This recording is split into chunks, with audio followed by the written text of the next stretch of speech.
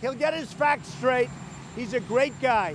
It's a strange day indeed that begins with the president explaining that his own lawyer doesn't really know what he's talking about.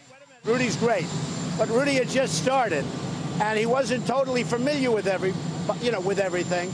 The president was trying to clean up after this candid interview Rudy Giuliani gave to Fox News Wednesday when he answered a question about the $130,000 hush money paid to adult film star Stormy Daniels. So they funneled it through the law firm. Funneled through the law firm, and the president repaid it.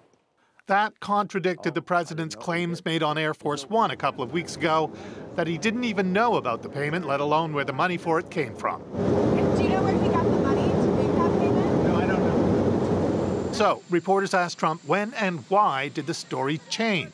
Mr. President, when did you change your story on Stormy Daniels? We're not changing any stories. All I'm telling you is that this country is right now running so smooth.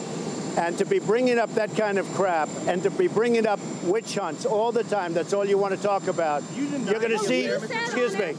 You did not know no, but you have to, the payment. Excuse me, you take a look at what I said. You go back and take a look. You'll see what I said. A little later, Giuliani issued his own clarification. He said that the money to Stormy Daniels was not an election expense and would have been paid to her even if Trump were not a candidate for president. So it wasn't a campaign finance law violation. Plus, he said, her story about having had sex with the president wasn't true.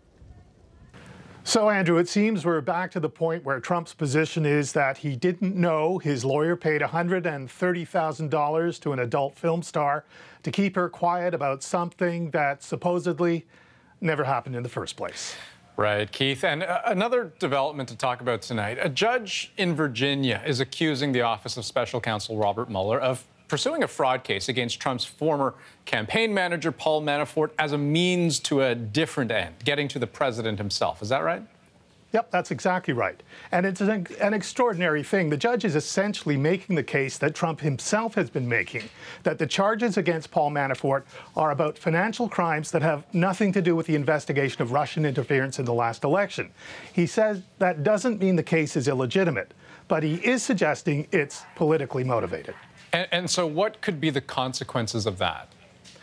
Well, Manafort's defense team is hoping the case will be thrown out, and maybe it will be, though that seems unlikely. But even if it were thrown out, Manafort still faces similar charges in a Washington, D.C. court, which is beyond the reach of the Virginia judge. So it wouldn't be like a get-out-of-jail-free card for him.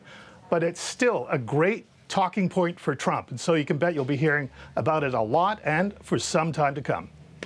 Keith Bogue in Washington. Thanks. Thank you.